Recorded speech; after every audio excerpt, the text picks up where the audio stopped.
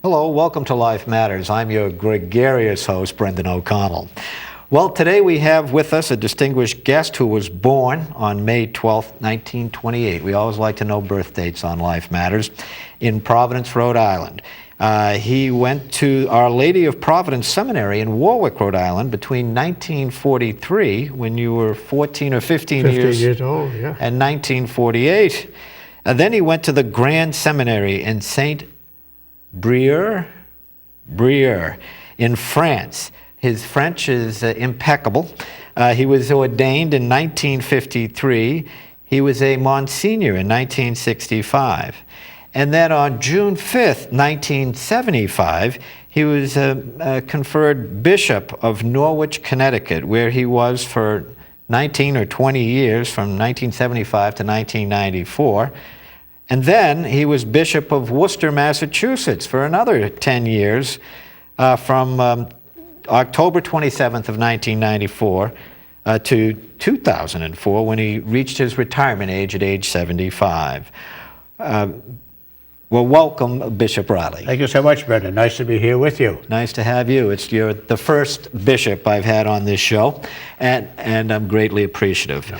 I wanted to talk to you a little bit about the Catholic Church and where it stood, looking at a long timeline. Back in January of 1973, the Roe versus Wade decision came down.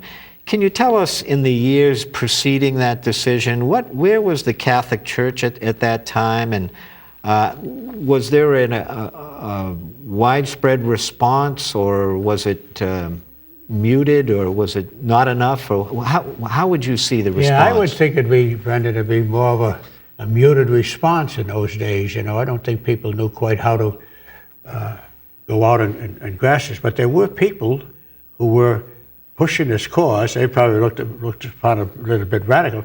I mean, trying to oppose Roe v. Wade, and this would be probably 1971, 1972. I was a young priest in those days, but there were some people in the Diocese of Providence, where I was, who would be very active and out talking about this. And we'd even have these marches through the city of Providence. And I remember one day marching, probably about 100 people going to the city hall and saying we are pro-life and so forth, and we are I think abortion is wrong, and we want to proclaim that. We went up to the State House and did the very same thing. That was before Roe v. Wade was ever passed, and so a lot of people didn't even know that this was even going on. But we were trying to bring their attention to it. But it didn't seem to make any difference. Now, what was going on across the country? I wasn't aware of there must have been other things going on across the country too in the same way, but I'm not aware of any big movement at that time. Mm-hmm. And can I ask you, because kind of around the same time, the late 60s, the birth control came into effect. And right. Many forms of birth control are actually abortifacients. Mm-hmm. How did that change things in the Catholic parishes, in the Catholic culture, all the Catholic people of this country, which at the time probably represented about, 25% of the population? Exactly, yeah. How did that change as far as priests even talking about it? Did they talk much about that contraception was? There was a lot of talk about that, but the public atmosphere, I think, was so pushed in that direction. You see, TV and all of this coming in on top of things. We weren't used to that when we first started. TV wasn't as strong, but in those days, getting into the 50s and 60s and 70s, it was really coming along. And so the secular mode was catching on, and people sort of got taken up with that, you see. And so to see the influence of their own faith upon what was going, well, what's wrong with that? Why can't that happen, and so forth? We're not doing anything wrong. And they started to make their own subjective judgments about what was happening in the community, you see. And of course that led to a lot of sex outside of marriage, because the birth control pill was supposedly not going to make someone pregnant. Exactly, yeah. And so look at where we are now. I mean, marriage has come down to just having sex. You see, when I was in the seminary, this is what I learned. Have procreation of children was the main purpose of marriage. Carry on, and that was the way. That's the way we looked at it. And then the mutual support of the spouses through sexual relationships and so forth. That was very important, but secondary to the procreation of children. But see, that over the years, that just changed. And now, when I was in the seminary, say till 1953, that was still the teaching of the church, and it still is. But the thing is, that's in the public mind that got changed. Mm-hmm. So now, getting married seems to be just out the window in many situations. You see, and people are just living together, and this. And it seems to be a very good thing. You just try it out first, and then we'll see if we get together. Then we'll probably get married, you know. Mm-hmm. But meantime, their childbearing years get frittered away, basically. Exactly. Yeah. Particularly their 20s and their early 30s. Well, now I know that Bernard Nathanson had a famous quote. He was the abortionist that did he or under his supervision about 40 or 50,000 abortions. He wrote, he has a very famous documentary called The Silent Scream. But one of the things, quotes I remember that stuck in my head, he said, if the Catholic bishops had fought us because we told lies trying to get this passed, then abortion might not be national. Roe v. Wade might not be national. Would you concur with that in hindsight? Would you concur with that statement by Dr. Bernard Nathanson? I have a great deal of respect for Dr. Nathanson. I didn't know him that well, and I was just a young priest at the time. I wasn't a bishop when this Roe v. Wade was passed.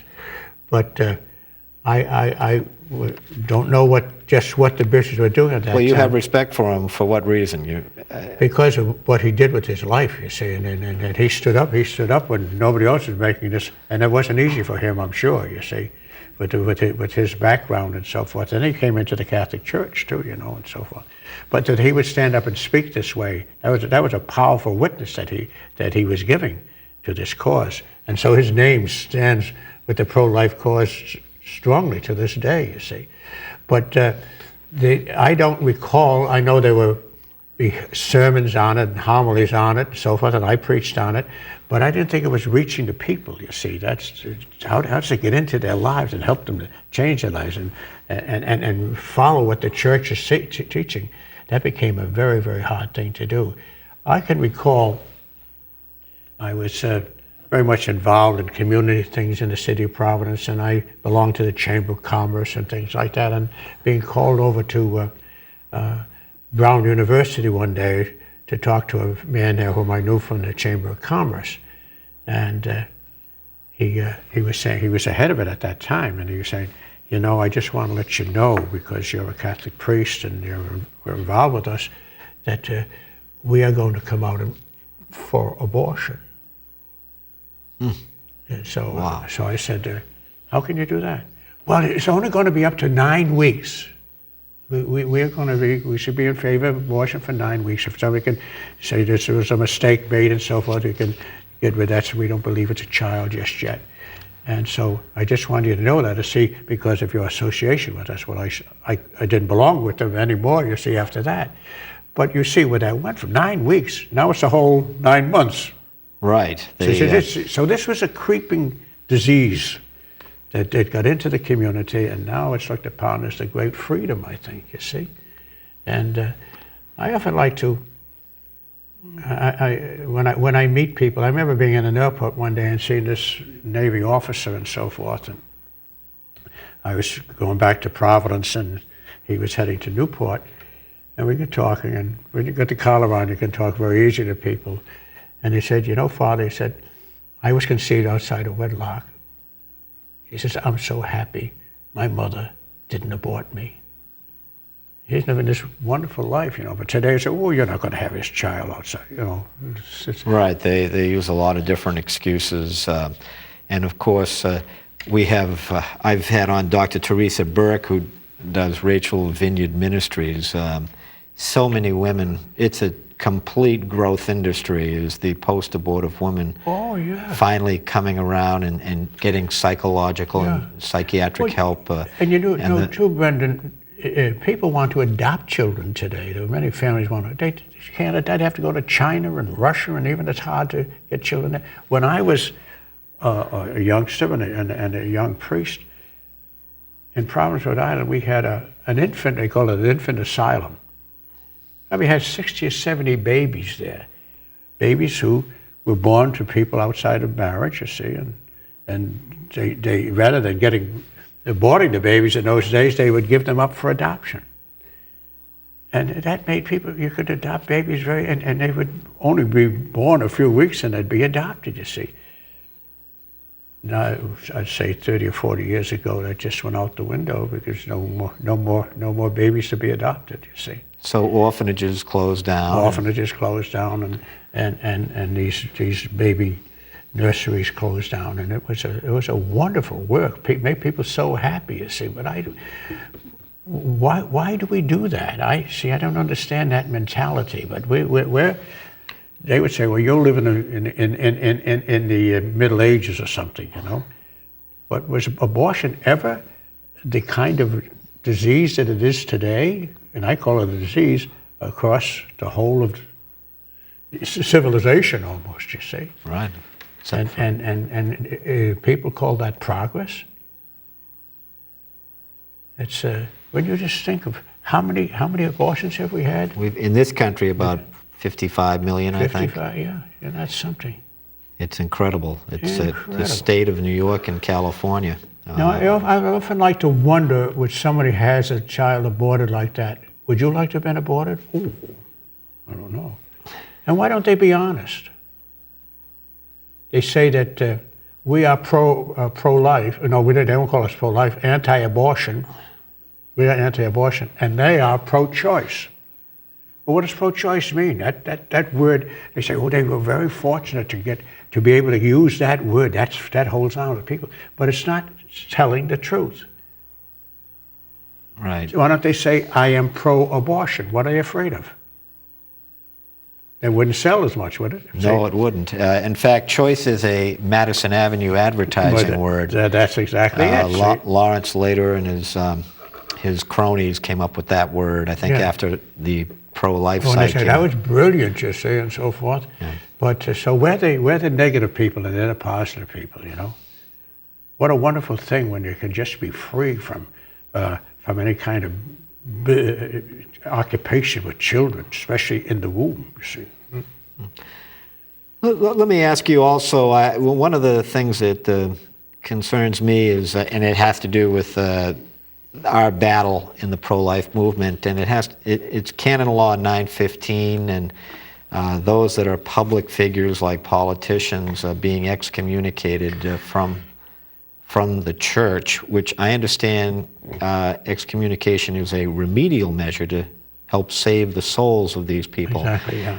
Why hasn't the Catholic Church excommunicated some of these politicians like a Biden or a Pelosi, or, you know, in this state we have some Catholic congressmen that vote against us all the time? Markey is a... What is the apprehension amongst the bishops? Is it the fear of losing tax status, or the uproar by the secular society that we live in? It's hard to know. I've never excommunicated anybody myself, even though I think Representative McGovern from down in our area, I know he's a Catholic, and he'd be pro-abortion and so forth. I think they would say, well, the Catholic Church is really going crazy now. All these good people are being, but whether it would be a good tactic or not, I don't know. But the thing is, it certainly hasn't worked the other way around either. You know, we're just. In what respect? I mean, well, I think the fact that we just sort of let that go, that's hurting us too, you see. So the Catholic Church seems to be caught in that, in a bind there. I know in some places politicians have been refused the sacraments coming up to communion and so forth, you know, but that hasn't happened in our area that I'm aware of. You know. Mm-hmm. What would it take? What would it take to do that? Would it just take the moral courage of? I think so. I really think so. Of a bishop to say, look, we've got to finally lay down the law. Yeah, exactly. Yeah. That's it's one of the things that since I've been I think involved. all the bishops of the United States should come together on that, and I don't think they've ever done that. You see. Yeah. Are they afraid of losing parishioners, or? I don't know just what the attitude would be, but I think they don't want to create that kind of a thing that the church is so negative, you see. We should be trying to save people rather than pushing them away, or something along that line. I haven't heard them state that, but that may be part of it, you see. Mm-hmm. I see. Now, we just had Dr. Shirley on a show on embryonic stem cell research. Did you ever think when you became a priest you'd be talking about topics like Isn't that something? embryonic stem cell research, where you have to clone and kill a human being just to do medical research? What has been the response of the Catholic Church in this regard, regarding embryonic stem cell research? Of course, this was after you had retired, so... Yeah, exactly, yes. It's very hard. The church doesn't want to do anything. We consider that that there is a human being from the moment of conception in the womb of somebody. So is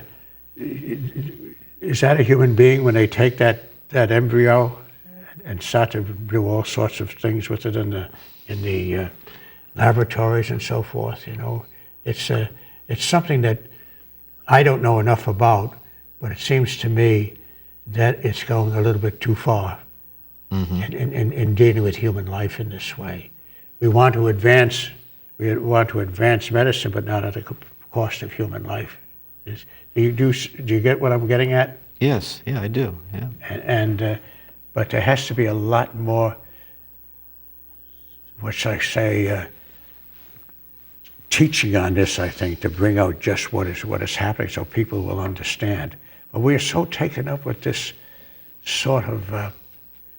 now, embryonic research is done... What is the main purpose for embryonic research? To try to avoid... Well, they were trying to say it was going to cure everything. That's it, yeah. Basically, it's... They've not made really any advancements. The gentleman, James Thompson from the University of Wisconsin, has gotten out of it. He's the guy that started it. That's right, yeah. He's out of it. Geron Corporation out of California, they get out of it because other forms of research have proven more I'm hoping effective. and praying that people will come to their senses somewhere along the line. I think that's going to have to happen, you know, because we're talking about the human family. We're not just talking about individuals and so forth. And when you look over the whole history of mankind, especially you go back to the 2,000 years that we would be more aware of in the Christian context, we've never seen the crazy things approved that have been. It isn't that they didn't exist, but they were not approved. They say, "Oh, that's okay. No problem with that," and so forth. You say, "That's what you want to." Yes, that should be the way of life. It's just like gay marriage is sort of entering in as something that's very normal, you see. Right. Now that issue has been percolating for 20 or 30 years, and it seems to be accelerating, the whole gay marriage thing. Now, as far as I can see, contraception and abortion have reduced our population birth rates dramatically, and gay marriage is going to reduce it even further. Even further, yeah. And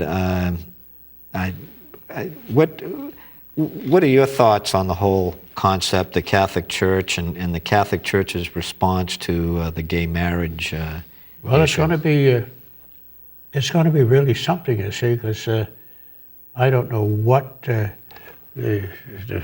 federal government is going to be doing, you know, trying to make the Catholic Church follow their way, you see, and so forth. That this is just the way it's going to be. The Supreme Court is coming out soon with a decision, I think, on this, huh? In late June of 2013. We shall see. So, I certainly, the Catholic Church would never allow gay marriages in the Catholic ceremony, and So that's going to cause a lot of dissent in some of our people, I'm sure. What's the matter? This is a good thing. How they're redefining marriage without any reference to procreation of children. Mm-hmm. I really don't understand how this can happen. I'm really amazed at it, because when I was bishop in Worcester, I went up and spoke before a panel from a committee from the General Assembly, and they were discussing then the whole thing of gay marriage, and so a lot of people come in and give testimony and so forth, and at that time the General Assembly, if they passed it, was going to. If before they considered passing it, they're going to put it out to a vote of the people of Massachusetts. So this is what we were hoping for, that this was going to happen. And we're trying to educate our people. So I remember saying to this committee, we are not against gay people. I'm not against a gay person. A gay person is a child of God. And we'll try to help them in every way to be able to live a life that will bring them the salvation that Christ earned for them as well as he did for me. But I said, I don't think just saying they have marriage, I said, this is not a question of, give them, and then they have all those rights. Well, why can't you pass laws that will give them these rights that they're asking for, to visit their partner in the hospital, to be buried with their partner and so forth? But to just say, no, we'll just have them get married, whatever that means, you redefine your marriage, and then everything will be okay. You know, that never went to a vote for the people of Massachusetts. The Supreme Court came out, and the Chief Justice of the Supreme Court, she cast a deciding vote, 5-4 or something, in favor of gay marriage, and here it is. It's all over the place in the state of Massachusetts. That's how these things happen. Isn't that something? Mm. You never voted on that. No, I never did. I was out there collecting signatures, though, yeah, and exactly. to try to get it on the ballot. And I know that it had to be this very stringent. Not only you have to have enough signatures, but you have to have it be voted on by 2 different legislatures, legislative sessions, and it passed the first time in a rush vote with the outgoing speaker, and then the new speaker that came in, or the head of the Senate, passed it only when they twisted enough arms. Mm-hmm. Did not pass it. They basically shot it down, so we never got a chance to vote on it. Yeah. Well, where do you see the Catholic Church going in the future? Any thoughts on that? Where it's going in the future? You don't know. The Catholic Church will be here, you know. What the problems are, the questions are that we'll be dealing with, you don't know. Whatever. Who knows, right? It seems so crazy out there, and the things that we would think be very, very strange a generation ago or two generations ago, now they're becoming part of everyday life, you know. And so, but the Catholic Church will always be faithful to its own teaching. It has to be, you see.